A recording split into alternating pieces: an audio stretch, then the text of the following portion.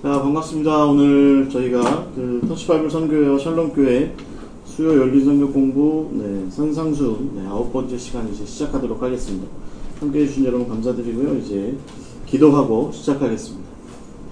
거룩하신 하나님, 주님의 은혜를 감사드립니다. 오늘 우리가 이 수요일 아침을 맞이해서 예수님께서 산에서 가르치셨던 귀한 제자의 도리들을 또 나누고자 합니다. 주님, 이 시간 가운데 함께 하여 주셔서 우리가 이 세상 살아가는데, 특별히 주님의 부름받아 살아가는 데 있어서 제자로서 합당하게 살게 하시고 제자로서 합당한 모습을 세워갈 수 있도록 주님 이끌어 주시옵소서. 주님, 이제 시작하고자 합니다. 마치는 시간까지 성령께서 동행하시고 이곳에서나 어느 곳에서나 이 성경 공부와 함께 동참하는 모든 이들에게 주님께서 주님의 은혜로, 주님의 지혜로, 주님의 구원의 경륜으로 충만하게 채워 주시옵소서. 예수 그리스도의 이름으로 기도하옵나이다. 아멘. 자, 오늘 우리가 그 산상수훈 9번째 시간 함께 이제 나누고자 합니다. 오늘은 제목이 이렇습니다. 하나님의 백성들의 감추어진 삶, 이렇게 이야기를 나누고자 합니다. 그러니까 저희가 좀 함께 이야기를 나눴던 것 가운데, 우리가 초반부에 예수님께서 제자들을 부르셨을 때 이렇게 군중들과 예수님 사이에 제자들을 이렇게 세웠다. 그래서 군중들도 다 볼 수 있고 또 예수님의 제자들도, 어서오세요, 제자들도 다 이렇게 볼 수 있는 그런 자리에다가 제자들을 세웠다. 그래서 처음에 제가 이제 함께 이야기를 나눴던 건 뭐냐면, 이렇게 제자의 삶이라는 게 처음 부르심을 받았을 때에는 노출되는 삶, 노출되는 삶. 그래서 이제 익명으로 살아가는 것이 제자로서는 옳지 않다. 사실은 그런 얘기를 함께 나누었었는데, 오늘은 이제 다시 우리가 그런 가운데에서도 제자들에게는 좀 이렇게 감추어진, 이렇게 드러나지 않는 그런 모습들이 여전히 있어야 한다라고 하는 것을 오늘 함께 좀 이야기를 나눠보고자 합니다. 그러기 위해서 우리가 좀 함께 먼저 생각해 봐야 되는 건 뭐냐면, 이 산상수훈의 가장 마지막 부분이에요. 가장 마지막 부분에 마태복음 7장 24절부터 27절까지의 말씀, 그것을 우리가 먼저 함께 이야기를 나누고, 그리고 나서 이제 감추어진 부분들이라고 보통 이야기하는 6장 1절부터 8절 그리고 16절부터 18절까지의 그 6장의 그 부분, 우리가 중간에 이렇게 넘어섰던 6장의 부분들을 우리가 함께 이야기를 나눠보도록 하겠습니다. 이제 가장 중요한 건 뭐냐면, 예수님께서 우리에게 이런저런 것들을 특히 이제 5장과 6장과 7장을 걸쳐서 3개의 장을 걸쳐서 우리에게 제자의 도리를 가르치셨는데, 거기서 중요한 건 뭐냐면 실천을 모색하라 라는 것이죠. 실천을 모색하라, 실천하는 것이 중요하다라고 이렇게 말씀하시는 것입니다. 그동안 예수님께서 가르치신 것을 제가 이렇게 한번 정리해봤어요. 여러분 나눠드린 자료에 보면 1페이지의 중간 부분에 이렇게 정리해봤습니다. 그들은 가난하더라도 긍휼을 버리지 않고, 또 슬픈 가운데에서도 투명한 삶의 자세를 잃지 않고, 빼앗기는 삶을 살면서도 평화의 사도임을 잃지 않은 사람들이고, 또 고난 가운데 있을지언정 예수 그리스도를 기억하며 기뻐할 줄 아는 그런 삶을 사는 그들이 바로 예수님의 제자들이죠.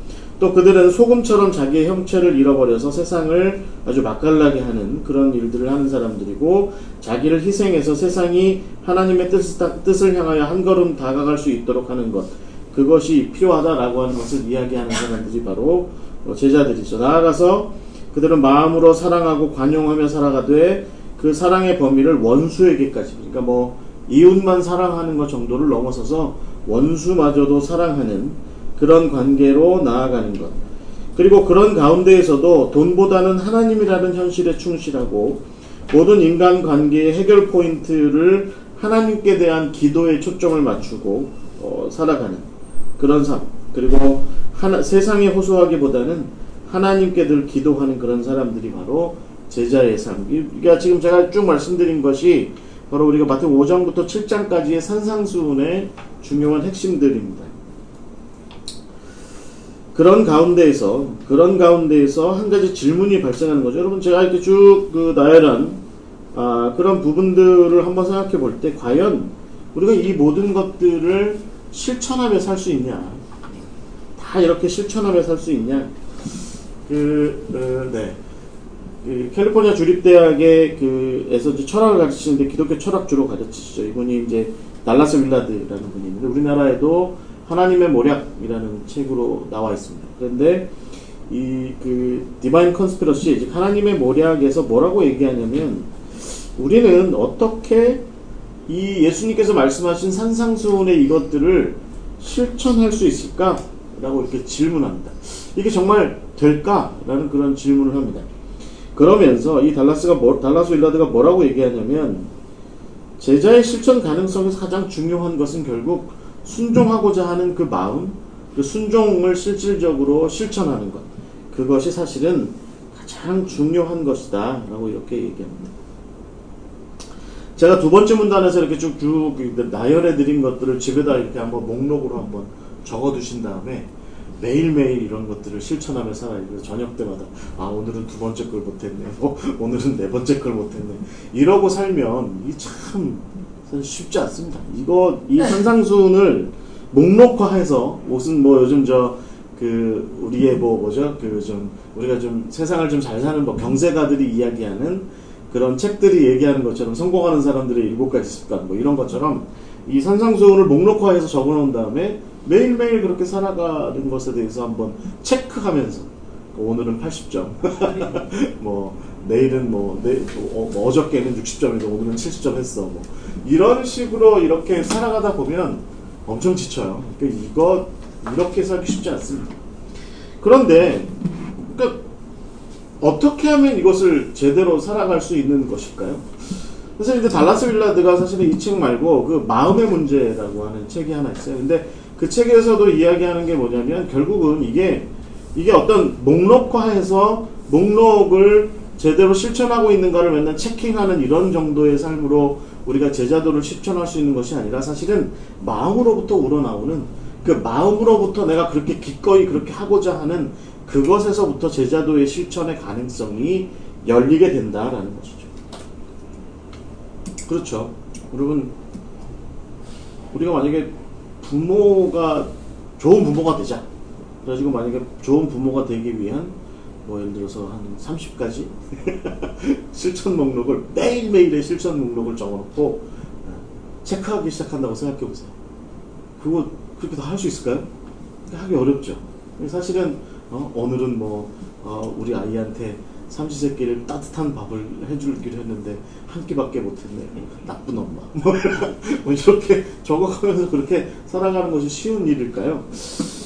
사실은 이게 좋은 엄마라고 하는 거, 좋은 아빠라고 하는 문제는 실천 리스트를 적어놓고 그것을 내가 오늘 70% 달성했네, 80% 달성했는데 이런 문제보다도 사실은 기꺼운 마음으로 그것을 내가 너의 아버지이고자 해, 내가 엄마이고자 해 라고 하는 것을 그렇게 실천하고자 하는 그 의지를 갖는 것에서 그것에서부터 사실은 우리는 좋은 엄마, 좋은 아빠 혹은 예를 들어 좋은 선생님, 또 좋은 나라님, 좋은 목사님 이런 어떤 모습들을 만들어갈 수 있지 않겠느냐라는 생각을 갖게 됩니다. 사실 우리가 살아가는 세상은 이런 거 잘 얘기하지 않죠. 마음의 문제는 우리는 굉장히 사사로운 것으로 여깁니다. 그렇죠. 내가 기꺼운 마음으로 그렇게 하고자 했으나 참 그렇게 못했어요. 그건 중요한 게 아니고 당신이 몇 퍼센트 그 목록 가운데 몇 퍼센트를 했느냐가 우리는 중요해 라고 얘기하는 것이 사실은 지금 우리가 살아가는 세상인데 예수님께서는 뭐라고 말씀하세요? 일단 그런 것들이 중요한 게 아니라 일단 기꺼운 마음으로 네가 그것을 실천하고자 하는 의지를 가지고 정말 열심히 실천하고자 하는 그런 삶을 살아가고 있느냐, 너의 마음이 지금 어떠냐 라고 하는 것이 중요하다라고 하는 것입니다. 마음을 다하는 실천, 그런 거죠. 요즘 제 친구 목사님 한 분이 저한테 제가 이렇게 젊은 전사님들을 제가 뭐라고 하자는 건 아니고 저한테 하는 얘기가 뭐냐면 요즘 젊은 사역자들 참 힘들다고.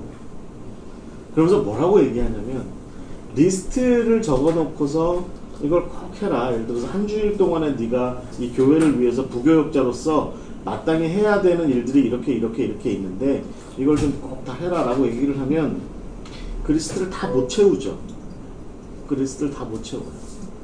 그런데 정말 그것을 다 잘할 수 있는 길은 사실은 마음을 그렇게 먹는 거죠. 그러니까 내가 기꺼이 이 교회의 목회자로서 사역자로서 그런 것들을 하나하나 좀 내가 내 마음으로 살펴서 내가 내 마음으로 잘 살펴서 아 이게 좀 필요하겠구나 저게 필요하겠구나 라고 하는 것들을 살펴서 그것을 그렇게 하는 것이 사실은 중요하다라는 것이죠. 마음은 하나도 없는데 리스트만 적어놓고서 그거 너 이번에 이번 주에 이거 다 했어? 라고 물으면 사실은 젊은 사역자들 못했어요 라고 얘기하는 게 대부분이죠. 저도 우리 저기 이 사무실의 목사님이나 전사님들한테 맨날 뭐라고 그러거든요. 이거 오늘 우리가 맨날 방송하는 거 시간 되면 좀 켜. 시간 되면 좀 꺼. 제가 끝났으면 꺼야지 라고 얘기해요. 그런데 항상 보면 시간 되면 딴 데 가 있고 또 끝났는데 끌어 안 오고 네. 그래요. 그럼 제가 거의 지금 매주 얘기하거든요. 시작되면 꺼라. 시작되면 켜라. 시간이 되면 켜라. 끝날 때쯤 와서 이거 좀 꺼라. 이렇게 얘기하거든요. 근데 매번 안 해요. 마음이 없다는 얘기가 아닙니다. 그런데 제 눈에 이렇게 보기에 마음이 없는 거다 저거. 이 수요 성경 공부에 대한 마음이 없는 거다. 그런 생각을 해요. 제가 볼 때 마음이 그렇다고요. 제가 볼 때. 마음이 중요하다는 얘기죠.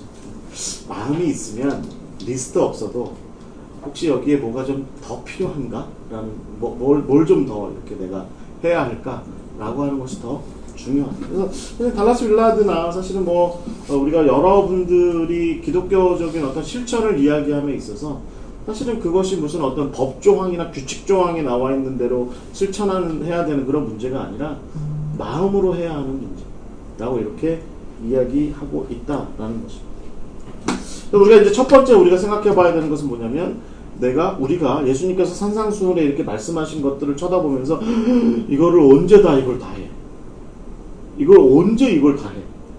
네? 소금 되기도 바빠 죽겠는데 원수도 사랑해야지. 누가 나한테 내 짐 들고 오리 가자 그러면 심리도 어이구 언제 다 해? 라고 하지만 그러나 마음으로 그렇게 하고자 한다면 특별히 내가 예수님께서 나의 스승 되신 나의 어떤 구원자 되신 예수님께서 나에게 그렇게 하라 하시면 제가 기꺼이 기쁜 마음으로 그것을 그렇게 하겠습니다 라고 하는 것이 실천의 가능성을 높이는 첫 단추이다 라고 이제 이렇게 얘기합니다.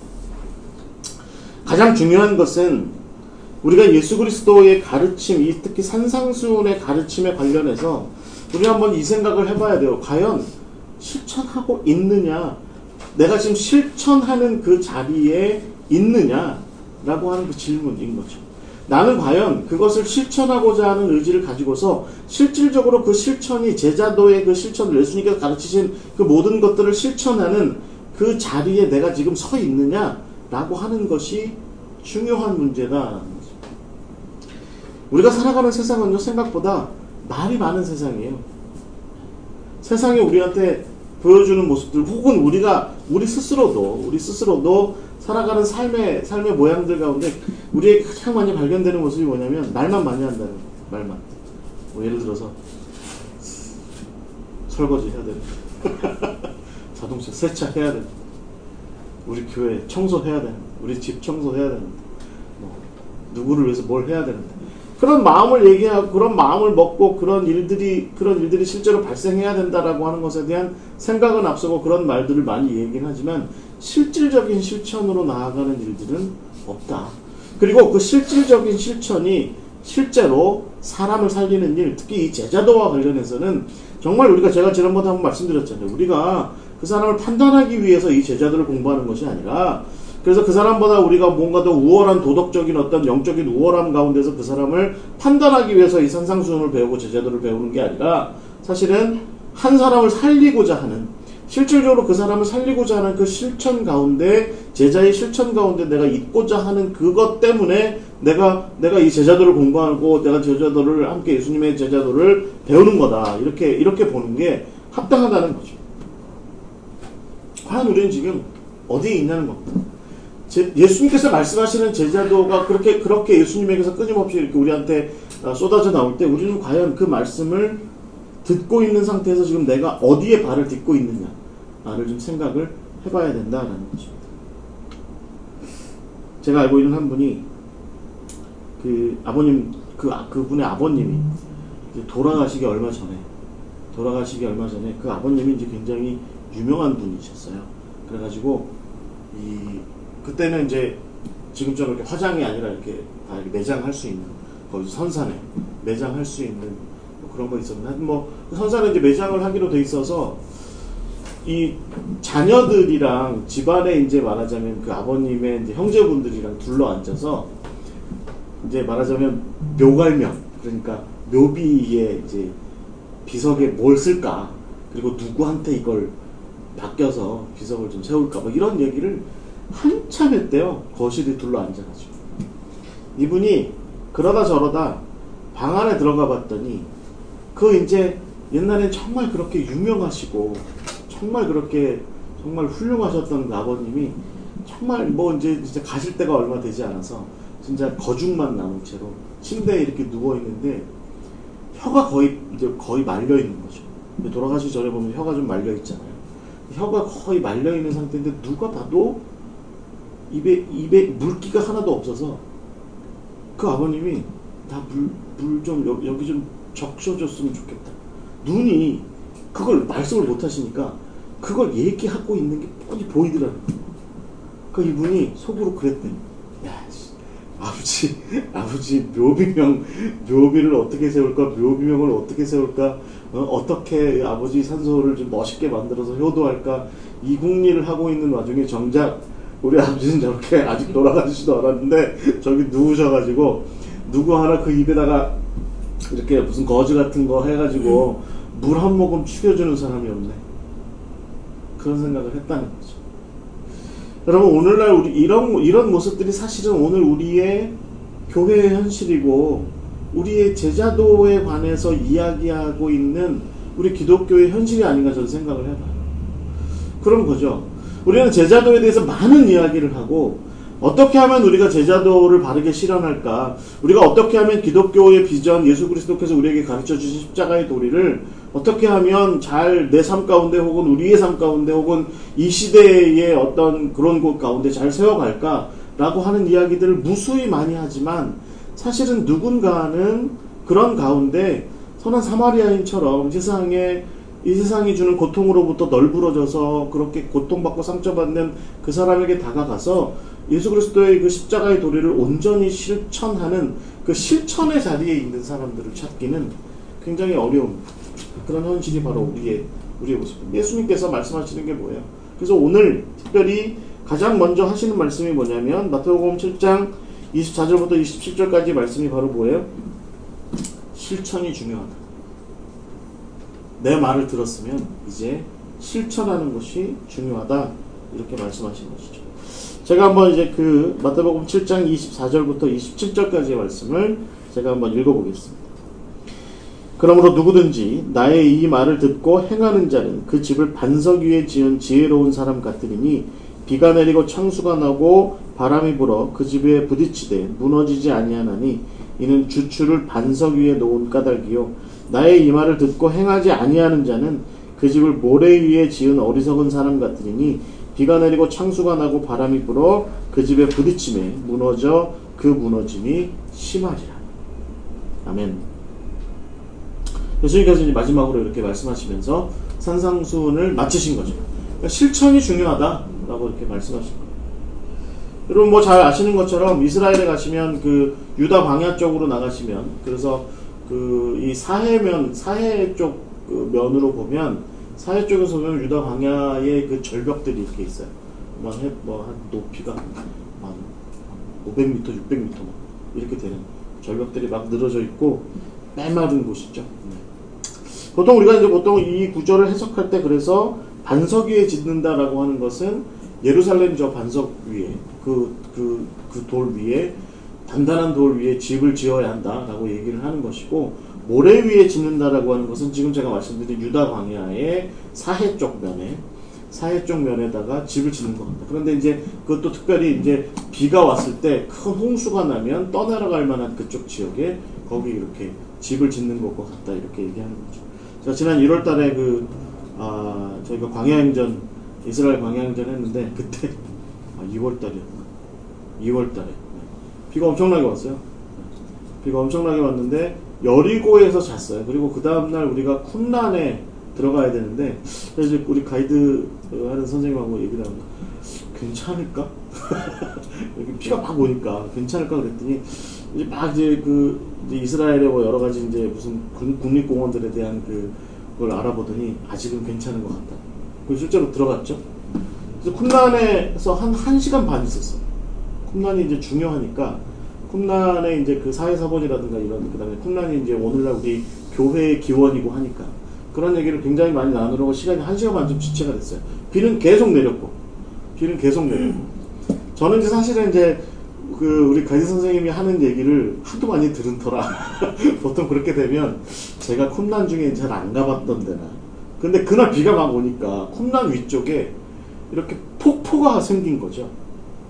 그래서 흙탕물이 엄청나게 쏟아지고 있더라고요. 제가 그걸 찍어서 이제 제가 제 페이북에 올리기도 했는데 그 가까이 갔어요. 이제 보이는 대로 가까이. 근데 그 엄청난 흙탕물이 쏟아지는 그 아래쪽에 사람들이 가 있더라고요. 제가 봐도 위험해 보여요. 지금 물이 뭐 많이 쏟아지지 않았는데 조금 지나면 엄청나게 쏟아질 것 같아요. 그래서 저 위험하겠다. 그래가지고 이제 우리 가이드한테 그 얘기를 했으니 가이드가 바로 그 공원 관리인한테 얘기를 하더라고요. 바로 방송이 나오더라고요. 방송이 나오면서 나오라고. 방송하니까 사람들이 나오는데 웬걸요 한 15분쯤 지나니까 막 진짜 천둥 소리를 내면서 거기서 엄청난 물이 쏟아지더라고요. 가이드가 막 갑자기 막 물이 엄청나게 쏟아지니까 큰일 났다고 빨리 우리 가야 되겠다고 그러더니 차를 돌려서 나오는데 웬걸요 우리가 나가는 차량이 나가는 길에도 물이 막 쏟아지기 시작한 거예요. 작은 작은 경차들은 휩쓸려 내려가더라고요. 그래서 못 가요. 그래서 이제 백하고 뒤로 가는데 우리는 이제 큰 대형 버스였으니까 저희 기사가 아랍 사람이었는데 이렇게 보더니 갈 수 있을 것 같다. 가는데 버스도 밀려요. 버스도 옆으로 살살살살 밀리는 거예요. 그래서 아주 그래도 속도는 내지 않고 넘어왔습니다.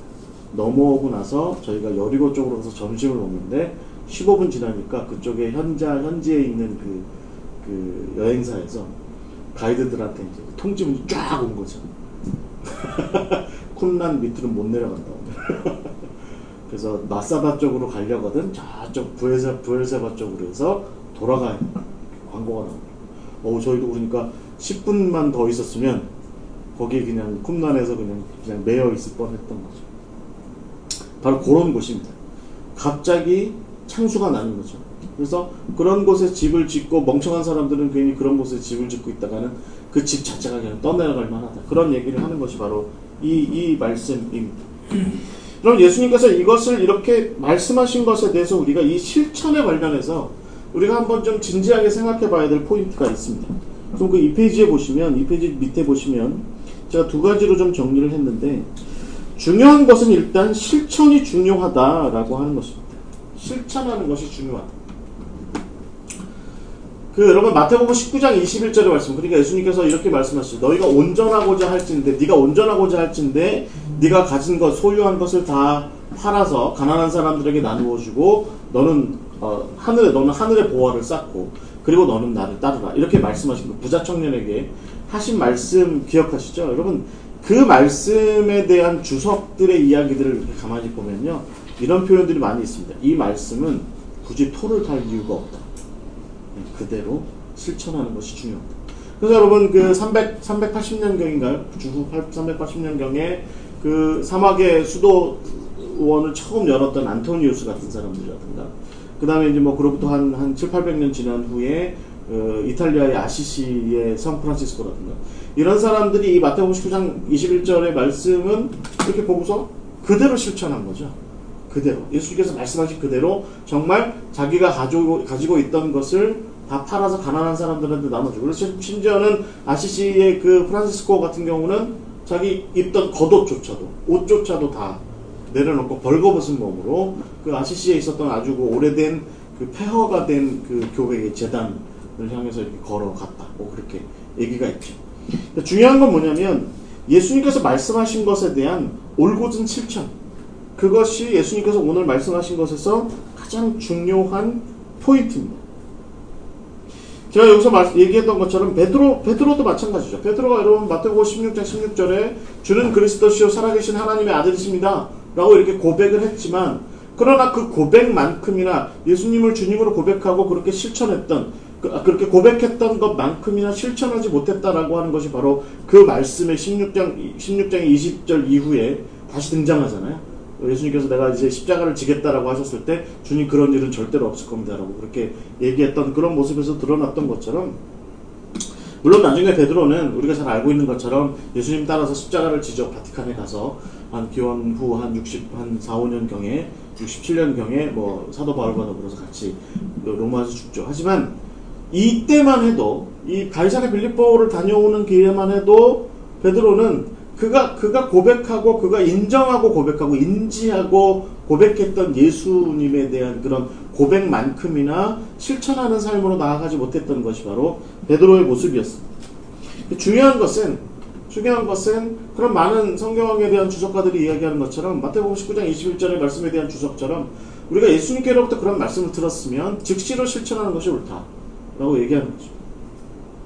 그래서 제가 흥미롭게 봤던 주석 중에 하나가 뭐냐면, 네가 오른손이 하는 것을 왼손이 모르게 하라고. 여러분 이렇게 부추게 보잖아요. 그러면 그거 뭐 좀 은밀하게 해라, 뭐 여기 이제 이런 말도 있지만 은밀하게 해라, 조용히 해라, 뭐 이제 그런 얘기들이 쭉 나오는데, 가장 흥미로운 해석이 있었어요. 거기 핏제라든가 그 사람이 뭐라고 거기다 이렇게 해석을 해놨냐면, 그래서 이거 나중에 설명하면 재밌어요. 오른손이 했는데 내 몸뚱아리에 붙어있는 왼손이 그것을 채 알기도 전에 그걸 하라는 거예요. 재빨리 하라는 거죠.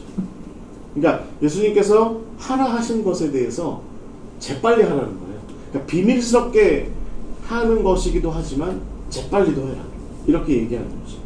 그런 것들이 바로 예수님께서 말씀하신 실천 부분에 대한 우리가 좀 깨달아야 되는, 알아야 되는 부분이다라는 거죠.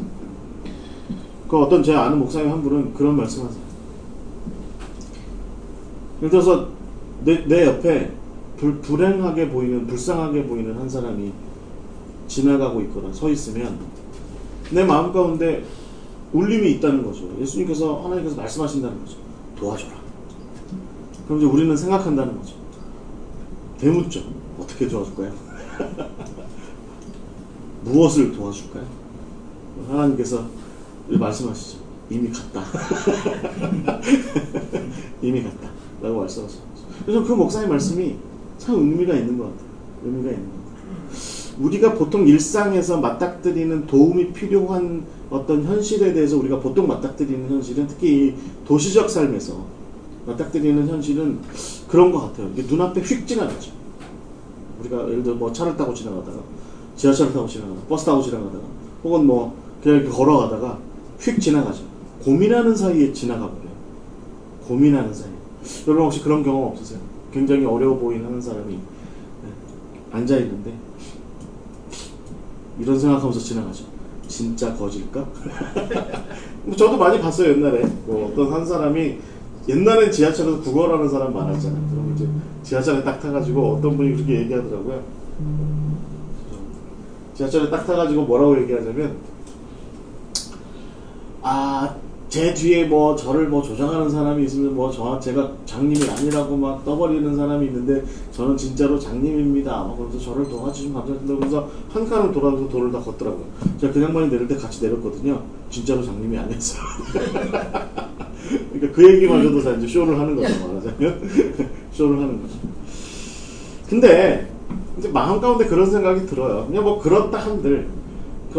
그래서 그 양반이 그 기차간에서, 지하철간에서 벌었던 돈이 그 당시에 내가 주머니에 갖고 있는 돈보다 훨씬 더 많이 벌었다 한들 우리가 도와주는 것에 관련해서, 돕는 손길을 그대로 실천하는 것에 관련해서 그것을 멈출 수 있느냐, 그런 이유 때문에 그러니까 나는 지하철에서 만나는 어려운 사람을 도와줄 수 없어 라고 말하는 게 합당하냐라고 하는 질문에 대해서는 여전히 우리는 도와주는 게 맞다. 그럼에도 불구하고 그런 생각을 좀 갖게 하는 부분입니다. 그러니까 예수님께서 말씀하신 것의 가장 중요한 포인트는 뭐냐면, 네가 제자로서 마음 가운데 드는 생각에 비추어 배운 바대로의 그 드는 생각에 비추어 그대로 빨리 실천하는 것이 합당하다. 그 실천 위에 너의 제자의 도리를 세워라 라고 이렇게 분명하게 말씀하고 계시는 거죠.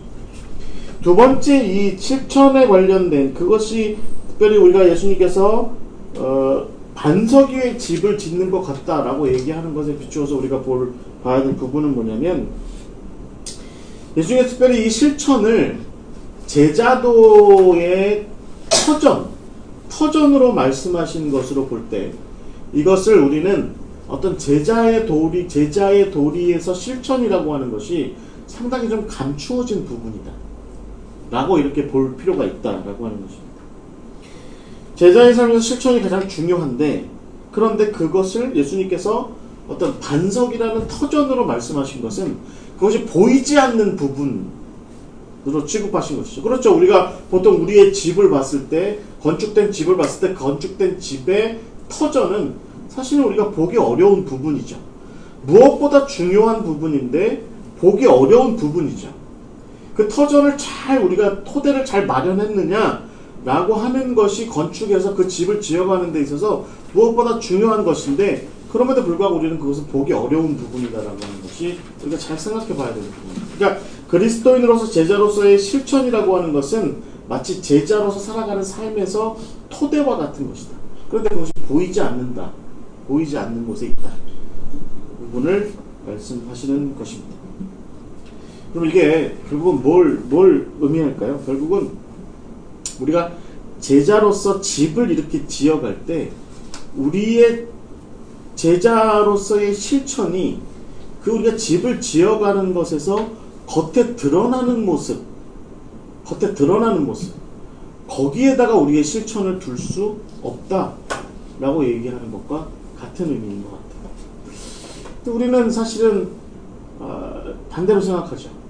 쉽게 생각해 보면, 내가 배워서 내가 특별히 어떤 좋은 교훈을 얻어서 그것을 실천하고자 함에 있어서 그 실천을 다른 사람들이 보이는 곳에다가 두는 것, 그것은 어떻게 보면 특별히 요즘 같은 세상에 합당한 모습일지도 모르겠어요.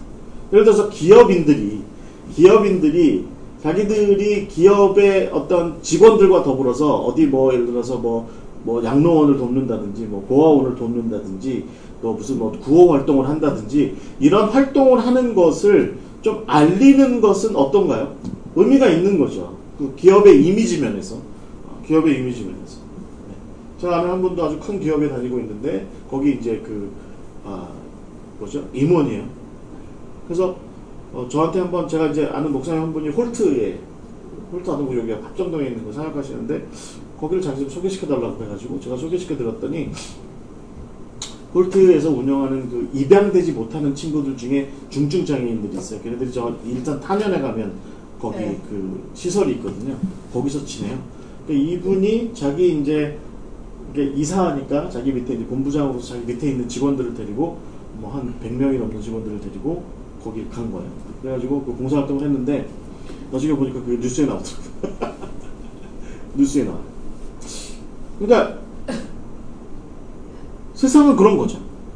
내가 선한 일을 하고 내가 착한 일을 하고 내가 뭔가를 배운 바대로의 교훈을 얻은 바대로의 그것을 실천하는 것을 좀 알리는 것이 중요해요. 그러니까 제자가 집을 짓는 거로 치면 실천을 집에 아주 그 처마 끝에다가 멋진 금장식으로 달아둔다든지 나의 실천을 또 집에 현관에다가 큰 현판으로 붙여둔다든지, 이 집은 실천하는 제자의 집 이렇게 현판으로 탁 이렇게 지어놓는다든지, 그렇게 하는 것이 사실은 굉장히 상식적인, 세상 가운데서 좀 상식적인 태도일 수 있는데, 예수님께서 말씀하신 건 뭐냐면, 너의 실천하는 그것을 너의 제자로서 살아가는 집의 토대로 삼아라. 토대로 삼는 게 더 중요하다 라고 말씀하시는 것은, 결국은 그것이 무엇보다 제자로서의 실천이 무엇보다 중요함에도 불구하고 그것을 보이지 않는 곳에다가 두는 것이 합당하다라고 말씀하십니다. 그렇게 이해할 수 있는 부분이다라는 거죠. 이게 사실은 오늘날의 도시형 교회들, 특히나 도시형 교회 혹은 도시형 교회 공동체의 면에서 볼 때도 상당히 좀 모순되는 부분이 있어요. 우리는 우리 교회가 무엇을 하고 있다라고 하는 것을 널리 알려야 전도가 되죠. 그렇잖아요. 뭐 우리가 뭘 하고 있다는 걸 어디 알려줘야지. 그리고 그 교회, 와, 그 교회 정말 좋은 일 하네. 그 교회가 어디 있어? 그러면 강목사님 교회 일산 어디에 있어? 일산형 어디에 있어? 이렇게 알려줘야 전도가 되는 거 아니겠어요? 그런데 예수님께서 오늘 우리한테 하시는 말씀에 이제부터 우리가 해야 되는 이야기의 초점은 뭐예요? 제자의 도리를 실천하려거든 그것을 토대로 삼아야지 장식품으로 삼아서 제자의 집에 어디다가 이렇게 멋진 곳에다 두지 마라. 그거 실천이 거기 있지 않다. 실천은 네가 짓고자 하는 제자로서의 집의 토대에 있다. 이렇게 말씀하시죠.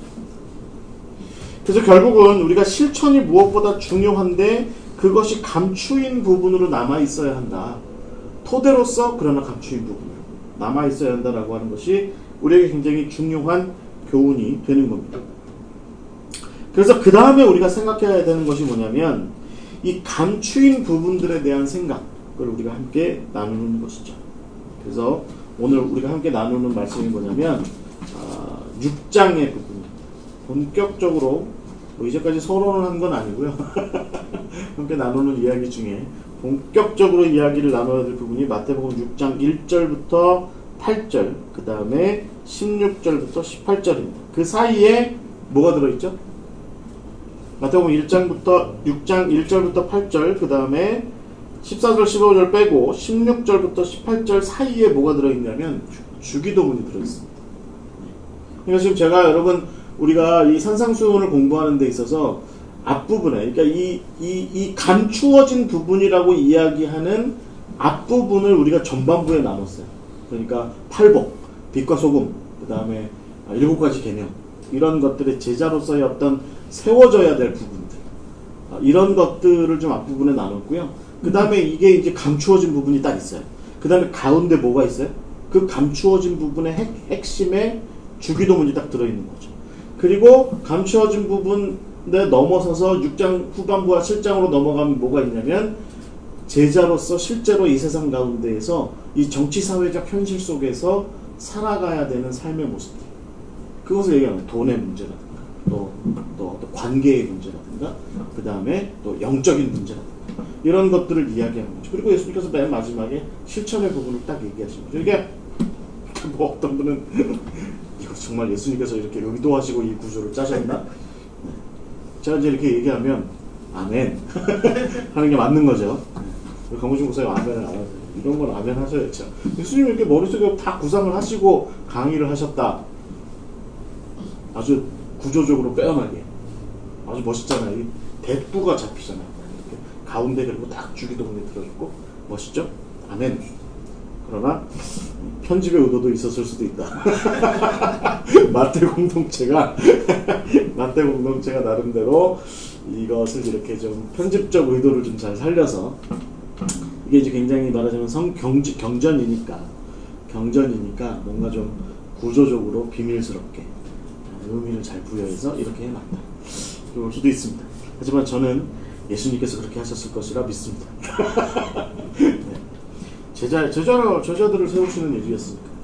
그래서 오늘 중요한 건 뭐냐면 그 중심에 우리가 이제 다음 주면 이제 주기도문을 다루게 될 텐데요. 이제 오늘 그 주기도문을 다루는 겉사계, 주기도문의 겉사계 같은 거예요. 만약에 여러분 보석 상자를 열었을 때 이렇게 보석이 그냥 노출되어 있지 않죠. 어떻게 되어 있어요? 보통 이렇게 이렇게 끈으로 되어 있는 복주머니 같은 데 이렇게 들어있죠. 그러니까 그 복주머니 같은 것이 바로 오늘 우리가 이렇게 나누는 이야기들이고 그 안에 주기도문이 탁 들어있는 거예요. 제가 주로 이제 이 산상수훈 강의를 진행할 때 주로 컨텍스트로 삼는 그 프레데릭 데일 브루너라고 하는 분의 마태복음 주석이 있습니다. 이분의 주석에서 뭐라고 얘기하냐면 옳은 일을 행하는 것 자체도 중요하지만 옳은 일을 옳은 방법으로 행하는 것 역시 중요하다라고 이렇게 얘기했습니다. 그러니까 그리스도인이 실천하는 삶을 살아갈 때 우리가 어떤 방법으로 실천하느냐, 어떤 방법으로 그리스도인의 선을 혹은 그리스도인다움의 어떤 영적인 모습들을 어떤 자기 어떤 경건함 모습들을 실천해 나가느냐, 그 방법을 우리가 한번 잘 생각해 봐야 된다. 그것이 바로 오늘 우리가 함께 나누는 감추어진 부분들에 대한 이야기의 핵심입니다. 예수님께서는요, 먼저 좀 이야기하자면 6장 1절부터 딱 이렇게 말씀하세요. 딱 보이세요, 여러분? 사람에게 보이려고 그들 앞에서 너희 의를 행하지 않도록 주의하라. 네. 사람에게 보이려고 이 제자도를 뭘 어떻게 너의 제자됨을 어떻게 세상에 보일까, 이것을 티내지 마라 라고 먼저 이렇게 딱 말씀하고 계시는 거죠. 한번 6장 1절부터 한번 제가 4절까지 먼저 우리가 함께 읽어보겠습니다. 사람에게 보이려고 그들 앞에서 너희 의를 행하지 않도록 주의하라. 그리하지 아니하면 하늘에 계신 너희 아버지께 상을 받지 못하느니라. 그러므로 구제할 때에 외식하는 자가 사람에게서 영광을 받으려고 회당과 거리에서 하는 것 같이 너희 앞에 나팔을 불지 말라. 진실로 너희에게 이르노니 그들은 자기 상을 이미 받았느니라. 너는 구제할 때에 오른손이 하는 것을 왼손이 모르게 하여 내 구제함을 은밀하게 하라. 은밀한 중에 보시는 너희 아버지께서 갚으시리라. 라고 이렇게 말씀하십니다. 예수님께서는 지금 1절에서 먼저 숨겨진 제자도의 어떤 서두 발언, 모두 발언 같은 한마디를 딱 하세요. 그러니까 앞에서 뭐 지금 이걸로 치면 7가지 계명을 다 이제 말씀하시고 뒤에 이제 다른 이야기들을 하실 것을 앞두시고 이 중핵에 들어가셔서 딱 이렇게 말씀하시는 거죠. 티내지 마라. 제자의 삶을 티내지 마라. 이제부터 내가 너희들과 함께 나누고자 하는 것은 그것이야. 티내지 마라. 라고 이렇게 말씀하시면서 숨겨진 제자도, 말하자면 hidden discipleship, 이것을 지금 말씀하시는 거예요. 이 제자의 삶은 외식하는 자들, 그러니까 겉보기에 번드르르한 그런 사람들의 그것과는 다르다는 겁니다. 그러니까 한 사람을 살리는 게 중요하지, 한 사람을 하나님께로 예수 그리스도로 인도하는 그 일 자체가 중요하고, 그렇게 됐으면 그것으로 됐지, 그것으로 티내고 여러분 보십시오, 제가 이 사람을 구해냈습니다, 뭐 카메라 왔냐, 뭐 이렇게 그 기자들은 몇 명 왔냐, 이거 따지는 거 그거 합당하지 않다. 사람 살리는 게 그게 핵심이고 그게 중요하다라고 말씀하시는 겁니다. 그런 가운데 예수님께서는 제자들이 사람들이 알아차리는 방식으로의 헌신과 기도와 봉사하는 것, 그런 것들은 좀 삼가하라. 너희들은 이 세상의 우렁각시 같은 존재들이야. 이 세상에서 다 그런 것들을 드러내려고 하지 말고 너희들이 행한 것들이 은밀하게 그들에게 전수되고 은밀하게 전달되는 가운데 그들이 온전하게 됐으면 그것으로 족하고 그냥 하나님과 더불어서 하나님 오늘도 선한 일 했습니다.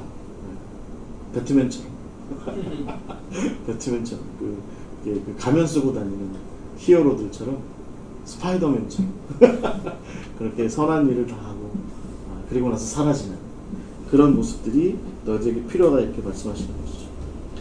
일단 예수님 자신이 사실은 감추어진 삶을 살았다라고 하는 것을 우리가 좀 주목해야 될 것 같아요. 저는 그래서 이 예수님의 모습이 어떻게 보면 아주 말하자면 시끄럽고 소란스럽고 말이죠.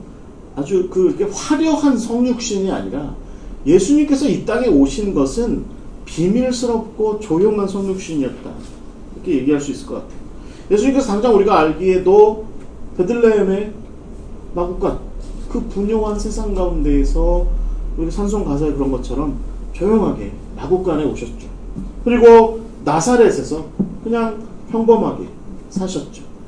그리고 여러분, 예수님 스스로도 언제나 항상 사역하시는 내내 조용한 곳, 우리 성경의 표현대로 하자면 한적한 곳, 그 들판 같은 곳, 혹은 뭐 또 겟세마네 같은 곳, 그런 곳으로 가서 거기서 조용히 하나님과 더불어 교제하고 하나님과 더불어 이렇게 나누는, 그것을 더 중요하게 생각하셨던 분이 바로 예수님이셨다, 이렇게 얘기할 수 있을 것 같아요. 어떤 분이 저한테 묻더라고요. 예수가 그렇게 유명하다면 왜 그때 당시에 세상의 역사인 로마사에 예수가 없냐? 이렇게 유명한 양반인데 왜 로마사에 기록이 돼 있지 않았냐? 라고 이렇게 묻더라고요. 그분이 말하는 프레임 가지고 제가 거기다가 설명하기는 어렵더라고요. 중요한 것은 예수님께서 비밀스럽게, 조용하게, 드러나지 않게 당신의 사역을 실현하셨는데, 그것이 놀랍게도 세상 모든 일을 구원하는 것에 충분했던 그런 사역이었다. 그것이 바로 우리가 주밀하게 예수님에 대해서 바라보아야 되는 그런 모습인 것 같습니다. 예전에 그 대천덕 신부님이 그런 얘기 하셨어요. 그 태백에다가 예수원 차렸을 때 그냥 혼자 조용히 그 사모님하고 같이 그냥 가서 그 아무도, 그때가 언제 60년대인가 뭐 50년대인가 60년대인가에 정확한 연도는 모르겠는데, 하여튼 그 시점에 세상이 주목하지 않던 나라, 가난하고 방금 전쟁 끝내가지고 힘들고 어려운 그 나라에서도 서울도 아니고 어디 무슨 뭐 경기도 어디도 아니고 대도시도 아니고 아무도 찾지 않는 태백산 자락 어디 한 구석에 가서 조용히 이렇게 집을 짓고 그렇게 살기 시작하자, 그러자 대천덕 신부님의 표현에 의하면 세상으로부터 숨어 조용한 곳으로 들어갔더니 세상이 자기에게로 왔다. 그렇죠. 지금 그 신부님의 그 집과 그 수도원 그 자리는 지금 많은 젊은이들이 찾아가서 인생을 변화시키고 삶을 변화시키는 그런 곳으로 변화됐죠. 이거 어떻게 보면 저는 이런 비밀스러움이, 이런 어떤 비밀스러움이 우리의 제자도, 우리의 그리스도인으로서의 삶에서 굉장히 중요한 포인트다. 하나님께서는 아들 예수 그리스도의 십자가의 사역을 로마사의 아주 중요한 중심에, 카이사르처럼 로마사의, 카이사르가 루비콘 강을 건넜던 사건이 로마사의 아주 중요하고 핵심적인 사건으로 모두에게 그렇게 회자되는 그런 것처럼 예수님의 십자가의 사역을 그렇게 드러내지 않으셨다는 거죠. 그냥 유대 땅에 그냥 나사렛 출신의 한 젊은 청년이, 33살 먹은 젊은 청년이 그냥 그렇게 십자가에 달려 죽었다더라, 불쌍하게 라고 하는 그냥 그 사건 하나 속에서 사실 하나님의 위대한 일들이 그것에서부터 일어나고 발생됐다 라고 하는 것이 우리의 제자됨에 굉장히 중요한 DNA인 것 같아요. DNA인 것 같아요.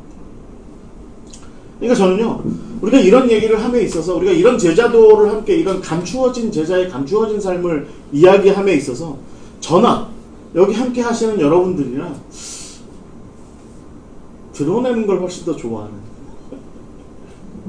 이 수요 성경 공부가 많은 사람들에게 회자되기를 더 즐기는 그것을 더 좋아하는, 그래야 한다고 생각하는 그런 것보다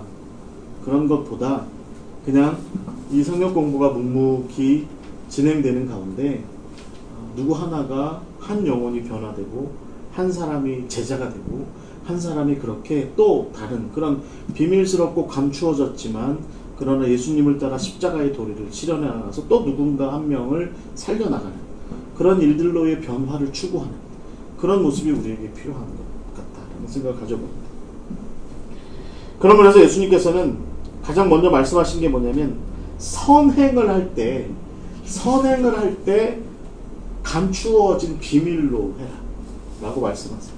그 말씀이 오늘 우리가 함께 나눈 것 중에 2절부터 4절 말씀입니다. 제가 다시 한번 읽어볼까요? 그러므로 구제할 때에 외식하는 자가 사람에게서 영광을 받으려고 회당과 거리에서 하는 것 같이 너희 앞에 나팔을 불지 말라. 진실로 너희에게 이르노니 그들은 자기 상을 이미 받았느니라. 너는 구제할 때에 오른손이 하는 것을 왼손이 모르게 하여 내 구제함을 은밀하게 하라. 은밀한 중에 보시는 너희 아버지께서 갚으실 것이다 라고 말씀하세요. 즉 우리가 선을 행할 때에 은밀하게 하는 것, 그게 맞는 거다라고 이렇게 이야기하는 거죠.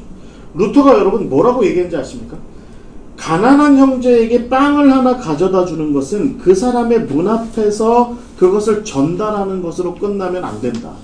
이게 보통 어떤 사람들이 하는 거예요? 유명한 사람들이 혹은 자기를 과시하려고 하는 사람들이 성경 예수님께서 하신 말씀대로 하자면 외식하는 자들이 구제하는 방법인 거죠. 문 앞에서 가난한 사람을 굳이 불러내서 그 가난해서 힘들어서 병들어서 힘든 그 사람을 문 밖으로 끌어내서 많은 사람들이 기자들이 보는 앞에서 카메라가 이렇게 막 돌아가는 와중에 그 사람의 손에 내가 오늘 가지고 온 빵을 쥐어주고 환하게 웃어야 돼 라고 이렇게 얘기하는 그것이 너무 중요한 그런 식의 구제는 그게 구제냐? 루터가 얘기하는 겁니다.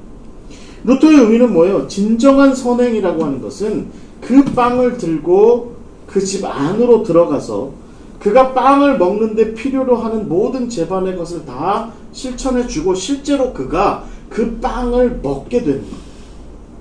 그게 진정한 선행이다라는 것이죠. 이렇게 보면 여러분 문 밖에서 발생하는 그 선행과 진정한 선행이 발생되는 문 안쪽에서 발생하는 어떤 보이지 않는 부분 사이에 우리가 어떤 것에 더 치중하고 있는지 혹은 예수님께서 지금 어디에 더 집중하고 계신지에 대해서 또 어디를 더 집중해야 된다고 제자들을 가르치고 계신지를 우리가 알 수 있는 부분이죠. 진정한 선행은 결국은 공공성으로부터 감추어질 수밖에 없다. 정치인들이 이렇게 행하는 이렇게 막 카메라 돌 때는 막 이렇게 열심히 카메라 꺼지면 자 다음 이동 어디야? 다음은 어디로 가야 돼? 막 거기 있는 사람들 번잡하게 만드는 그런 식의 선행은 선행이라고 할 수 없다. 진정한 선행은 결국은 한 사람에게 집중하는 거다라는 것이죠. 제가 모셨던 목사님이요. 이제는 뭐 이런 얘기 해도 될 것 같아요. 그분이 그런 얘기 어디서 하지 말라고 하셨는데 이제 은퇴하셨고 하니까 제가 이런 얘기 해도 될 것 같아요. 옛날에 시골에서 목회하실 때 목사님을 그렇게 힘들게 하던 평신도가 있었대요. 교회도 잘 안 나오고 맨날 동네 마을이잖아요. 그러니까 막 목사님 욕하고 막 그 젊은 목사가 막 다쳐서 이러고 다녀. 근데 이 장반이 병이 들었대요. 병이 들었는데 장이 안 좋아졌대요. 그래가지고 그 장이 어느 정도로 안 좋아지고 이제 완전히 탈장이 발생한 거죠. 탈장. 아무도 그 집을 가려고 하지 않는 거예요. 그 옛날이니까. 막 그 집에 들어가면 그분이 막 이렇게 막 해놓은 말하자면 변 냄새가 막 집에서 진동을 하고 그리고 그 부인은 너무너무 힘들어. 그런데 그분이 어느 날 부인한테 그러더래요. 나 목사님이 와서 나 기도 한번 해주면 정말 소원이 없겠다. 그래서 부인이 당장 가가지고 목사님한테 그랬는데 목사님 우리 남편이 정말 좀 죄송하지만 우리 남편이 좀 와서 기도 한번 해주시면 힘이 날 것 같다고 하는데 기도 좀 했어요. 처음에는 맨날 욕만 나 못 살게 그런 양반인데 그래도 목사잖아요. 목사는 또 그럴 때도 가죠. 가서 그래요 그럼 가서 제가 기도해드리겠습니다. 갔대요. 기도하러 그 양반 들어갔는데 막 이 문을 들어가는 옛날 그 시골집 그 토담집 같은 그 집을 들어가는 냄새가 견딜 수가 없더래요. 견딜 수가 없더래요. 그래서 거기다 막 코로 숨을 안 쉬고 들어가서 딱 앉았는데 기도를 한판 세게 했대요. 그리고 나서 코로 숨 안 쉰 채로 기도하는 게 정말 힘들더랍니다. 그런데 열심히 기도했더니 그분이 누운 채로 이렇게 얘기하더래요. 목사님 나 한 가지 부탁이 더 있다고. 그러더니 뭐라고 그러냐면 나 아픈 곳 한 번만 만져달라고. 그 아픈 곳이 어디예요? 항문이에요. 항문. 항문을 한 번만 만져주면 그 장이 삐져나와요. 그 항문을 한 번만 만져주면 난 소원이 없겠다. 막 그 주변이 막 욕창이 생기고 막 그래. 목사잖아. 그래가지고 그 손을 대고서 거기다 손을 대고 기도하셨다. 그리고 나서 그 손이 일주일 동안 그 냄새가 냄새는 없어졌겠지. 근데 계속 손에서 나는 것 같더라. 근데 그분이 마지막에 뭐라고 얘기했냐면 창피하니까 와서 기도하신 것까지는 뭐 사람들이 알아도 괜찮은데 제 거기 환부에 손대고 기도하신 건 얘기하지 말아달라. 말씀을 못 하셨대요. 손에는 맨날 불렀대요. 그래가지고 매일 거의 매일 가가지고 거기다 손 얹고 기도하셨대요. 근데 그렇게 기도만 해주고 나면 그분이 편안하게 잠을 자셨다는 거죠.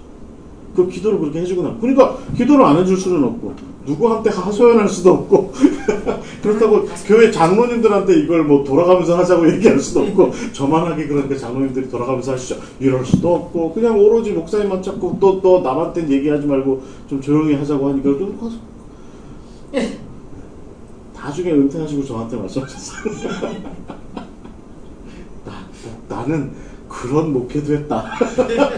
그런 말씀하시더라고요. 여러분, 우리가 누군가를 위해서 제자로서 구제하고 선행을 베풀고 한다는 그 일에 대해서 사실은 그 선행을 하는 행위 자체는 정말 결국은 그와 나 사이에 그 어려운 사람들과 나 사이에 결국은 우리만 알게 되는 그 모습들이 있게 되는 거죠. 그래서 제자의 도리에서 예수님께서 말씀하신 이 제자의 선행이 비밀스럽다라고 하는 것은 그렇게 하자라고 하는 그런 것보다도 이 루터의 표현처럼 결국은 그 선행이 실질적으로 발생하는 그 자리로 들어가면 그거 누가 알겠냐 그걸 누가 알아주겠냐 그건 비밀스러운 거다. 그와 너 사이에만 일어나는 비밀스러운 거다. 그냥 그것을 그냥 그렇게 둬라. 그러면 너가 수고한 것에 대해서는 그것은 하나님이 알아주실 거다 라고 말씀하시는 거죠. 여러분, 우리가 그리스도인으로 특별히 목회자로서 살아가는 많은 이런 목회자의 선행의 비밀스러움들이 있는 것 같아요.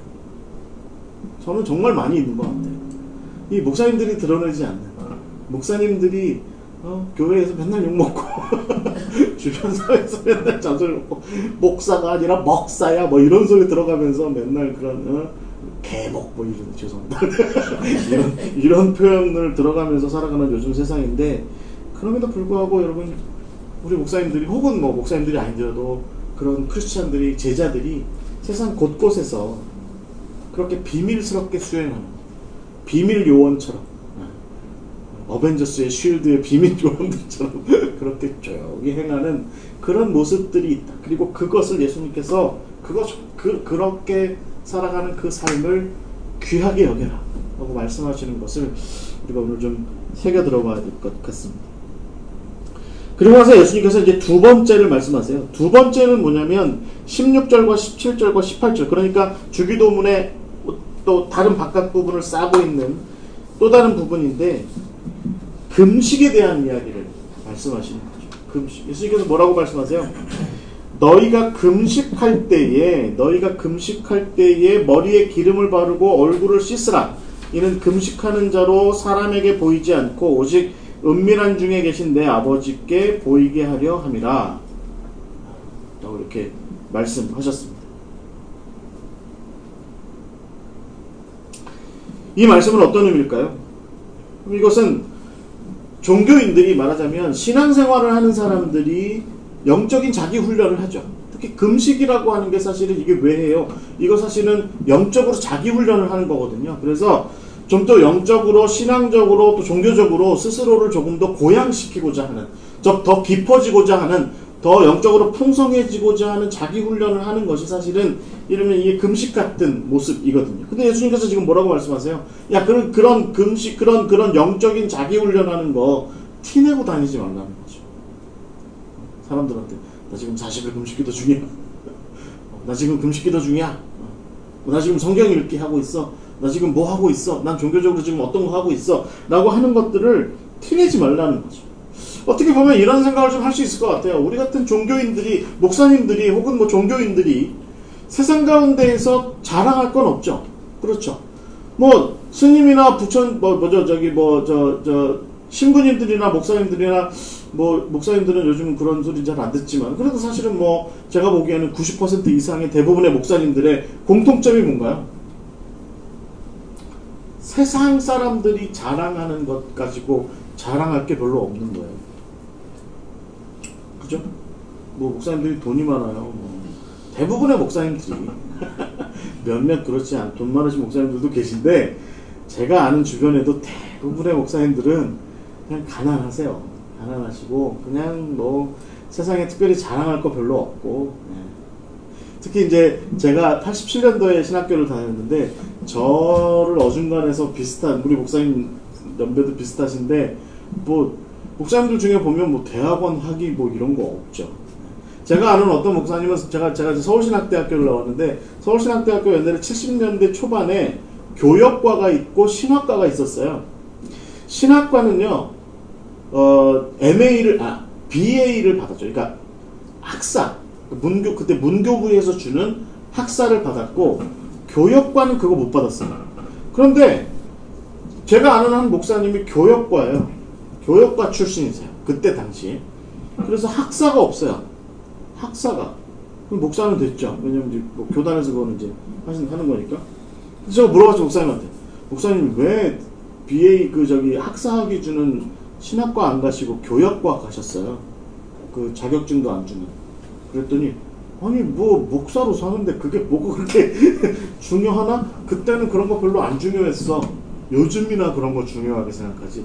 요즘이나 목사가 무슨 MDB, THM 무슨 PhD, THD 이런 거 있어야 된다 이런 얘기하지. 그때는 그냥 목사는 기도 열심히 하고 성경 열심히 보고 사역 열심히 하면 되지. 부지런히 성도들 많이 쫓아다니고 그들 위해서 기도해주고 목회적으로 잘 돌보고 그런 거 잘하면 되지. 무슨 학벌이 무슨 필요해. 그래서 나는 교역과 간 거야. 신학과랑 무슨 차이가 있어.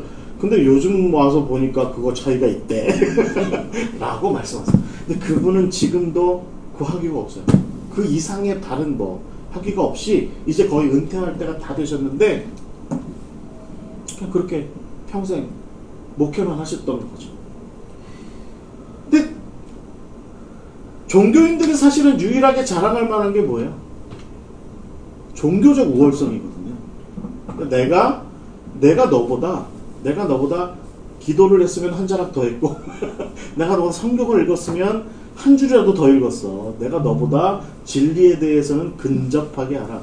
내가 너보다 진리에 대해서는 하나님의 나라의 진리에 대해서는 한 수 위야 라고 하는 것을 사실은 이 종교적 우월성이라는 거 하는 것을 드러낼 수 있거든요. 이게 사실은요 여러분, 제가 볼 때는 이게 은근히 종교인들 사이에 분명하게 있습니다. 종교를 말하자면 직업으로 선택하신 분들에게 은근히 이게 있어요. 그러니까 내 앞에 대통령이 앉아있건 무슨 국무총리가 앉아있건 대학 무슨 교수가 앉아있건 누가 기업 총수가 앉아있건 간에 그래도 너는 종교적으로 볼 땐 나보다 한 수 아래야 라는 생각을 하게 만드는 그런 요소가 사실은 우리 안에 분명하게 있다라는 거죠. 근데 예수님께서 지금 오늘 우리한테 뭘 말씀하시는 거예요? 그런 거 마저 티내지 마라. 그런 거 마저 그렇게 조금이라도 너의 우월성을 드러낼 만한 그것을 좀 내놓지 마라 라고 말씀하세요. 영적인 우월성마저 감추어라. 네가 제자라고 한다면 네가 영적으로 그들보다 훨씬 나은 상태, 신앙적으로 훨씬 더 나은 상태, 하나님을 아는 지식에 관련해서 훨씬 더 나은 상태에 있을 거다라고 생각하는 것에 대해서 그거 티내지 말고 드러내지 마. 네가 하늘의 보화를 갖고 있다고 쳐도 그걸 가지고 세상 사람들 앞에서 우월감으로 그것을 드러내지 마라. 그래서 뒤에도 말씀하시잖아. 너희가 판단하지 마라. 판단을 앞세우지 마라. 너희들이 이제껏 내가 산에서 가르친 그것을 가지고서 세상 사람들을 판단함으로 말미암아 결국은 그 진주를 돼지한테 개한테 던져주는 그런 일들 하지 마라 라고 말씀하시는 거하고 똑같은 이치인 거죠. 예수님께서 우리 제자들에게 말씀하시는 건 뭐냐면 네가 그럼에도 불구하고 기도 열심히 해야지. 성경 열심히 읽고 그리고 금식하고 때로는 필요하면 영적으로 너를 더욱더 하나님의 은혜 가운데로 침전시켜서 네가 그것을 더욱더 깊이 알고 더욱더 풍성하게 알고 더욱더 온전히 알게 되는 그 길로 나아가는 게 합당해. 단 너한테 필요한 건 뭐냐면 그게 그랬다는 걸 티내지 마라. 네가 그러기 위해서 수고한 시간들에 대해서 사람들 앞에서 보상을 요구하거나 사람들 앞에서 그것을 앞세우거나 하지 말라라고 이렇게 말씀하시는 거죠. 무엇보다 사람들 앞에서 내가 너보다 훨씬 더 나아라고 이런 부분에서 내가 천국 가는 길에 관련해서는 당신보다 훨씬 더 앞질러 있어 라고 이야기하지 말라라고 예수님께서 그렇게 말씀하고 계시는 겁니다. 왜 그럴까요? 그래봐야 하나님의 나라의 도리를 그에게 전할 수 없다는 겁니다. 어떻게 보면 예수님께서는 하나님의 나라의 도리를 증거하는 그 일은 그보다 낮아진 상태에서 전해지는 것이 합당하다. 그렇게 말씀하고 계시는 거예요. 그보다 높고 지고한 상태로, 그보다 더 우월한 상태로 서서 그에게 하나님의 나라를 얘기하고 하나님의 구원하시며 십자가의 도리를 이야기한다고 해서 그가 그것을 깨닫지 않는다라고 이야기하는 거예요. 제가 캐나다 밴쿠버에서 공부할 때 제가 이제 다녔던 신학교가 브리티시 콜롬비아 대학 안에 있었어요. 보통 그런 거 이제 어플리에이션도 있다고 보통 얘기하는데, 그래서 저는 이제 브리티시 콜롬비아 대학의 학생증을 가지고서 뭐 여러 가지 시설들이나 뭐 이런 것들을 다 사용할 수 있었는데, 브리티시 콜롬비아 대학이 보통 1년, 한 2, 3년에 한 번씩 했던 게 있었어요. 그게 뭐냐면, 종교적으로 아주 유명한 사람들, 그러니까 뭐 말하자면 그때 당시에 달라이 라마, 뭐 탕리칸, 투투주교, 뭐 이런 분들을 모셔와요. 그래서 대중 강연. 근데 대중 강연 시간도 있는데, 큰 강당에서 그냥 그분들이 앞에 이렇게 한 7, 8분이 쭉 이렇게 앉아 있어요. 그냥 의자 위에. 그러면 학생들이나 그 강연에 왔던 사람들이 아무거나 질문하는 거예요. 아무거나. 그 질문을 하면, 저는 참 그게 참 보기 좋았던 것 중에 하나가 뭐냐면, 달라이 라마가, 제가 한번 거기 가봤거든요. 달라이 라마가, 질문은 기억이 안 나. 무슨 질문이 있었는데, 그 질문을 한 학생이 굉장히 간단한데 굉장히 좀 심오한 질문을 하나 했어요. 근데 달라이 라마가 이렇게 가만히 앉아있다가 자세를 고쳐요. 자세를 고치더니, 이런 질문은 진중하게 들어야 된다고 자세를 고쳐놨더니 그 다음에 하는 얘기가 뭐라고 했냐면, 나도 모르겠다. 그 다음에 하는 얘기가 나도 모르겠다. 그래서 옆에 탕리칸인가 앉아있었거든요. 그래서 물어봐요. 스님은 아냐고. 탕리칸 스님이 그만 있다가 자세를 고쳐 앉아. 그러더니 나도 잘 모르겠다고. 그 종교적인 대가들이잖아요. 막 푹 찌르면 이렇게 수도도 많이 하고 말이죠. 뭔가 좀 이렇게 기도도 많이 하고 수행도 많이 하고 해서 푹 찌르면 뭐가 우르르 하고 이렇게 쏟아져 나올 것 같은데, 그런 분들의 입에서 잘 모르겠다. 내년에 혹시 다시 와서 나 1년 동안 좀 생각을 좀 많이 해보고 기도를 좀 많이 해보고 그리고 한번 대답을 할 수 있을지 모르겠는데 못할 수도 있을 것 같다. 그런 얘기를 이렇게 하는 거죠. 여러분, 예수님께서 어떻게 보면 우리가 하나님의 나라에 대한 그 신앙을 누군가에게 전수하고 전하는 그 삶에 대해서 이야기함에 있어서 그것을 종교적인 어떤 고고함으로 그 사람 앞에서 그것을 드러내지 마라. 그냥 평범함 가운데 있어라. 너의 종교적인 헌신과 너의 종교적인 노력을, 네가 매일 새벽제단 쌓고 있는 것을, 네가 매일 밤마다 눈물로 그 밤을 기도로 세우고 있다는 것을, 그리고 네가 늘 말씀을 읽는 가운데 정말 가슴을 치면서 더 깊어지기 위해서 애쓰고 있다라고 하는 것을 그냥 드러내지 마라 라고 말씀하시는 그것이 어떻게 보면 너의 이웃을 신앙 안에서 상대하는 길이 거기서부터 열려질 수 있다. 너의 형제들을 신앙 안에서 상대할 수 있는 길이 거기서부터 열려질 수 있다 라고 그렇게 말씀하시는 것 같습니다. 지금 예수님께서 이 주기도문의 앞뒤에서 하나는 구제, 하나는 어떤 금식과 같은 어떤 종교적인 어떤 훈련, 이런 것들을 통해서 너희가 좀 이런 부분들은 좀 감춰라. 제자로서 드러내야 되는 부분들은 우리가 앞에서 충분히 다 다루고 있잖아요. 다 다루고 있는데 이런 것들은 좀 감춰라 라고 말씀하시는 것들을 우리가 좀 새겨 들어야 될 것 같아요. 왜냐하면 감추어지는 부분들을 통해서 우리는 이런 것들이 드러남으로 인해서 오히려 하나님의 나라의 도리가 더 많이 전파되지 않을까요? 라고 이렇게 생각하는데, 오히려 예수님께서 말씀하시는 건 뭐냐면, 그런 것들을 오히려 감추는 것을 통해서 하나님의 나라가 더욱더 온전하게 빛을 발할 수 있을 거다 라고 우리에게 반대로 이렇게 말씀하고 계시는 그런 부분인 것 같아요. 여러분, 조용한 선행, 또 조용한 금식기도. 제가 옛날에 전도사 처음 할 때 저는 진짜 새벽기도 정말 못했거든요. 되게 잘 안 나갔어요. 심지어는 목사님 안 계실 때 제가 새벽 기도를 대타를 해야 되는데 네, 안 나간 적도 많아요. 그러면 거기 맡고 계신 권사님이 한 분이 앞으로 나오셔서 마이크에다 이렇게 툭툭 치고서 오늘 강전사님이 못 나오셨습니다. 찬송 하나 부르고 각자 기도하고 가겠습니다. 전매 맞을 때. 네. 그러다가 좀 정신이 들어가지고요. 새벽 기도를 열심히 하기 시작했는데, 야, 새벽 기도 끝나고 아침 9시 반 출근이거든요. 교회로. 그 시간 있잖아요. 와, 힘들어요. 그래서 제가 청년들한테 한번 그랬어요. 니네가 새벽 기도의 이 힘겨움을 알아? 그랬었어요.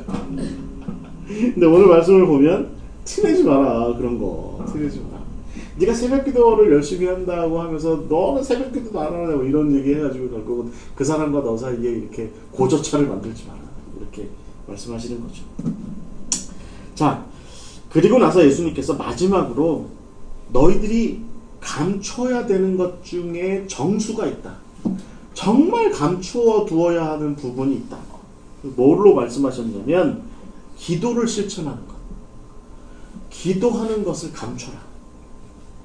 기도하는 것을 감춰라. 라고 말씀하시는 거죠. 5절부터 8절의 말씀입니다. 5절부터 8절의 말씀. 제가 한번 읽어보겠습니다. 또 너희는 기도할 때에 외식하는 자와 같이 하지 말라. 그들은 사람에게 보이려고 회당과 큰 거리 어귀에 서서 기도하기를 좋아하느니라. 내가 진실로 너희에게 이르노니 그들은 자기 상을 이미 받았느니라. 너는 기도할 때에 내 골방에 들어가 문을 닫고 은밀한 중에 계신 내 아버지께 기도하라. 은밀한 중에 보시는 내 아버지께서 갚으시리라.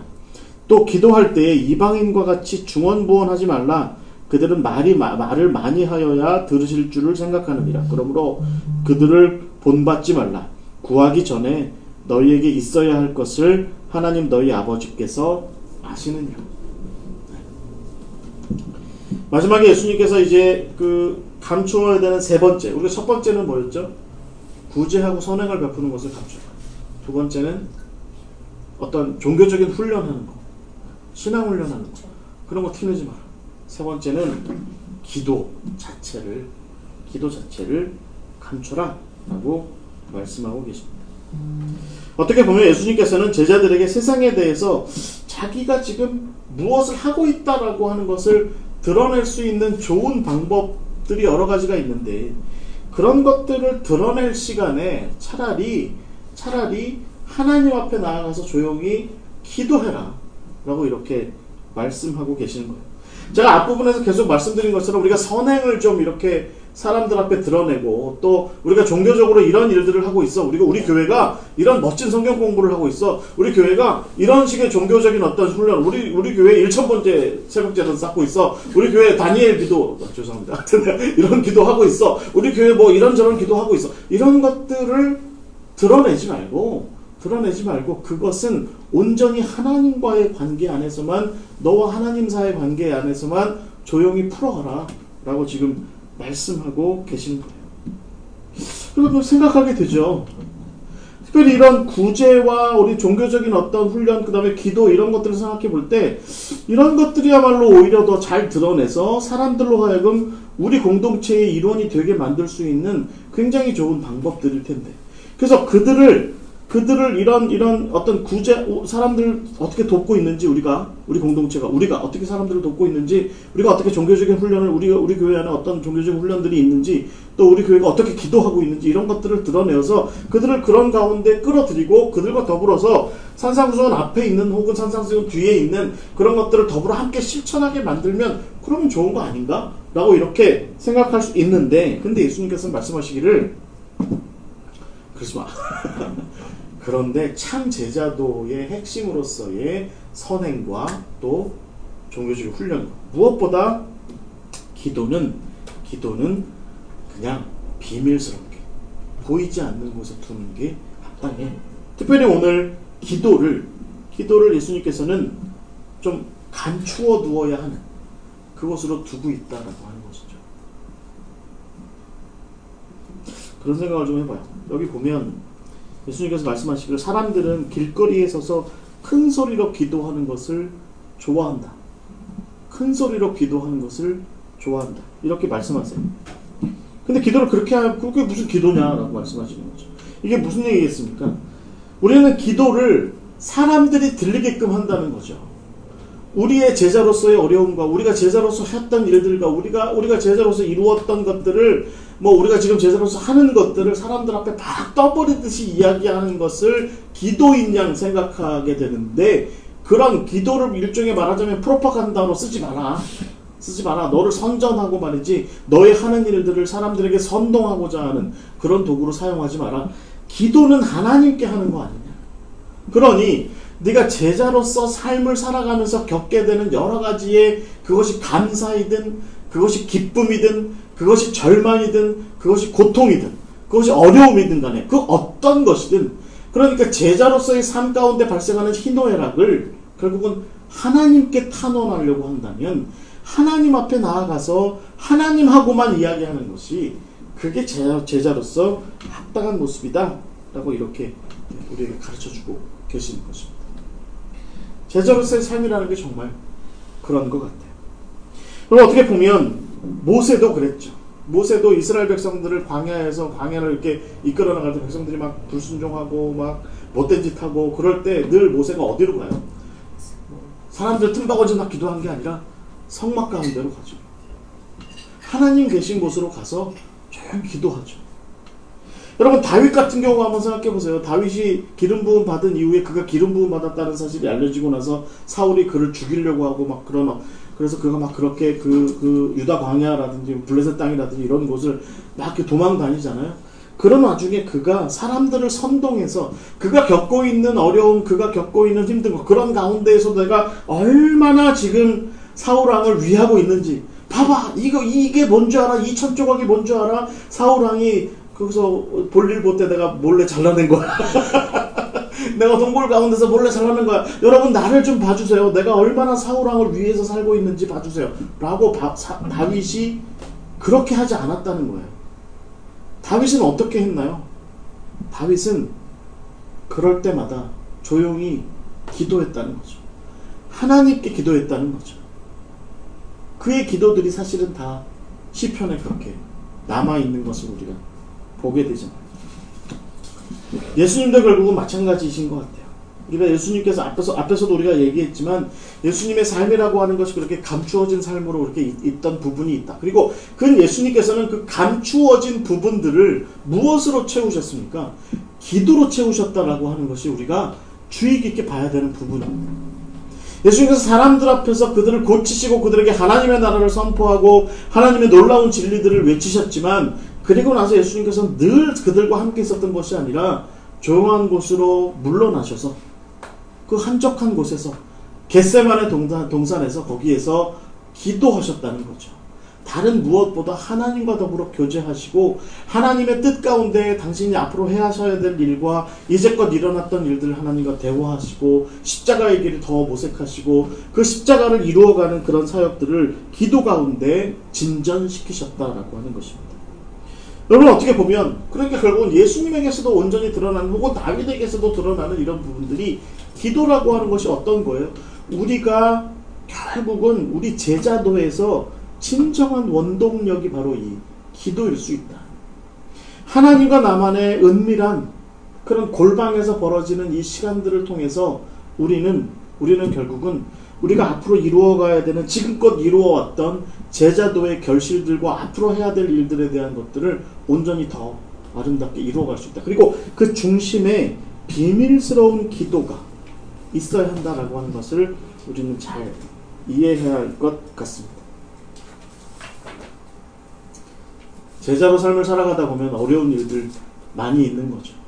그런데 제자는 결국은 제자로 삶을 살아가는 가운데, 특별히 산상수훈이 가르쳐주는 바대로의 어떤 제자로서의 삶을 살아가는 가운데 겪게 되는 여러 가지 어려움들을 세상 가운데에서 그것을 토로하거나 세상 가운데에서 그것을 드러내거나 하지 않고 온전히 하나님 앞에 그것을 가져올 줄 알게 됩니다.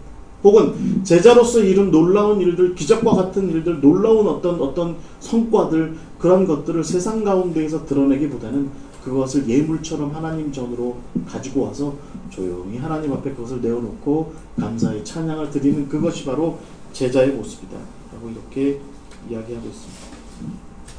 마지막 부분에 예수님께서 그렇게 말씀하세요. 너희가 중언부언하지 마라. 중언부언하지 마라. 기도를 명료하게 하라는 거죠. 기도를 명료하게 하라. 자기 삶에 대한, 제자로서의 자기 삶에 대한 어떤 분명한 성찰이 있으면 중언부언하게 되지 않는 것 같아요. 정말 진지하게 명료하게 하나님 앞에서 해야 될 것, 구해야 될 것을 분명하게 구하게 될 것 같아요. 그러면 하나님께서도 이미 그것을 알고 계신다는 것이죠. 그런 말씀들을 지금 예수님께서 하고 계신 겁니다. 여러분, 오늘 우리가 세 가지를 함께 나눴어요. 비밀스러워야 하는 것. 제자의 삶에는 비밀스러워야 하는 부분들이 있다. 첫째는 선행을 베푸는 것. 두 번째는 자기 종교적인 훈련을 하는 것. 세 번째는 기도하는 것. 이 세 가지가 제자의 삶에서 이렇게 비밀스러워야 하는, 오직 하나님과만 이렇게 나눔이 있어야 하는 그런 부분으로 이렇게 남겨져야 합니다. 여러분 어떠세요? 제가 이렇게 볼 때도 건강한 목회를 하시는 분들의 공통점에는 이 말하자면 어떤 공공성이 있는 부분, 그러니까 공공연한 부분과 그 목사님만의 조용한 부분, 비밀스러운 부분, 이런 것들이 잘 구분되어 있을 때 그분의 목회가 이렇게 좀 밸런스가 맞는 경우를 참 많이 보게 되는 것 같아요. 뭐 예를 들면 목사님들 중에 이런 분들 계시죠. 목요일과 금요일을 기도원으로 가셔서 이렇게 조용히 이제 시간을 보내시고, 그러면 뭐 대부분 설교 준비를 하시거나 또 목회적으로 발생한 여러 가지 사안들에 대해서 집중적으로 기도하는 시간을 가지시는 분들이 계시죠. 그리고 나머지 시간들을 또 이제 목회적으로 집중하시고, 그러실 때 이런 균형들이 사실은 제자로서의 어떤 또 하나의 제자로서의 목회적 삶에서 굉장히 어떤 건강함을 유지할 수 있는 부분이 아닌가 싶습니다. 저도 그런 것 같아요. 저도 이거 목사니까 제가 하고 있는 일들의 대부분은 뭐 제가 무슨 짓을 하겠습니까? 제가 무슨 일을 하고 살겠습니까? 저희가 이 터치바이블 선교회나 또 제가 사역하고 있는 살롱교회나 뭐 이런 곳은 하는 일, 대부분의 일들은 하나님의 일이고 예수 그리스도의 십자가에 관련된 그런 도리를 전하는 그런 것에 관련된 일들이죠. 그런 것들을 행함에 있어서 제가 보면 참 그래도 나름대로 잘 풀려간다, 잘 건강하게 해나가고 있다라고 싶을 때의 그 모습은 제가 제 나름대로의 기도의 시간, 제 나름대로의 어떤 좀 묵상의 시간들을, 제 나름대로의 좀 비밀스러운 시간들을 가지고 있을 때 이게 좀 잘 풀려가는 것 같아요. 근데 일에 휩쓸리고 말이죠, 관계에 휩쓸리고, 사람들 사이에서 막 휩쓸려서, 감정이 휩쓸려서 결국에는 막 거기 막 쏠려나가고 막 그럴 때의 저의 모습을 보면 기도하지 않는 것 같아요. 기도하지 않는 것 같아요. 제가 요즘에 무슨 생각을 하냐면, 우리 김일건 목사님에 대해서 잔소리가 심해졌거든요. 오늘 아침에도 제가 잔소리했어요. 근데 좀 한쪽으로 드는 생각이 뭐냐면, 잔소리할 시간에 기도하는 게 더 합당하지 않나. 잔소리는 그냥 한마디만 하고, 이렇게 해라 이렇게 한마디 하고, 나머지 시간에 마음 가운데 차오르는 대표로서 차오르는 그 모든, 그냥 제 표현에 울분을 울분 그런 것들을 좀 가서 기도의 자리에 가서 좀 하나님과 더불어 함께 나누는 것이 그게 합당하지 않겠냐라고 지금 저는 좀 많이 생각을 하고 있습니다. 특별히 이 성경 공부를 준비하면서 오히려 좀 마음이 부산하여질 때, 분주해질 때, 또 사역이 막 점점 더 막 이렇게 막 또 분주해질 때, 예수님께서 가셨던 그런 한적한 곳, 조용한 곳, 예수님께서 말씀하시는 대로 그 나만의 골방, 그런 것들을 좀 찾아가는 것이 합당하지 않을까라는 생각을 가져봅니다. 어찌됐든 예수님께서 오늘 제자의 도리에서 가장 중요하다고 여기시는 것 한 가지가 뭐냐면 바로 은밀한 어떤 시크릿한 스페이스를 유지해라. 은밀한 어떤 공간을 좀 가져라. 그런 시간을 좀 가져라. 그런 어떤 영역을 좀 구축해라 라고 말씀하고 계시는 겁니다. 그런 것들이 결국은 제자의 도리를 실천해 나가는 그런 외연의 것들. 우리가 팔복의 삶을 살아가거나, 뭐 소금과 빛의 삶을 살아가거나, 일곱 계명을 살아가거나, 혹은 뭐 돈에 관련해서의 어떤 주체적인 삶을 하나님 중심의 삶을 살아가거나, 관계에 있어서의 어떤 다른 모습들을 실천해 나가거나 간에, 또 영적으로 좁은 길을 걸어가는 어떤 그런 삶을 실천해 나가는 어떤 에너지의 어떤 시작점, 에너지가 분출하게 되는 그 포인트에 사실은 우리를 좀 은밀하게 두는 그런 공간, 그것이 있어야 한다라고 지금 오늘 이야기하고 예수님께서 우리를 가르쳐주고 계십니다. 네. 요 6페이지 뒷부분에 나와 있는 것은 제가 다음 주에 그 주기도문 할 때 이야기하도록 하겠습니다. 그때 제가 다시 나눠드릴게요.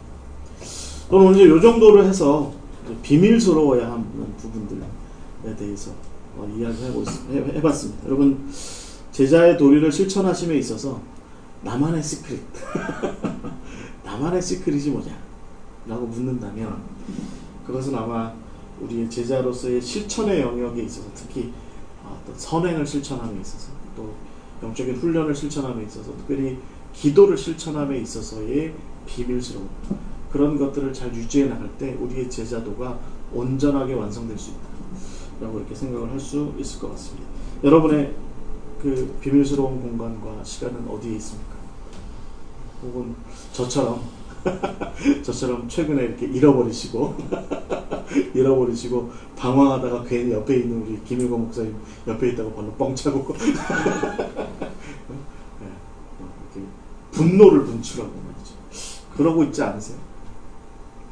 좀 비밀스러운 자리를 찾아갈 수 있는 그런 제자의 도리가, 제자의 모습이 되어야 할 줄 믿습니다. 오늘 이 정도로 하고 이야기를 마치도록 하겠습니다. 오늘 혹시 질문 있으시면 이야기 마치고 기도하고 함께 대화하면서 이야기를 좀 더 풀어갔으면 좋겠습니다.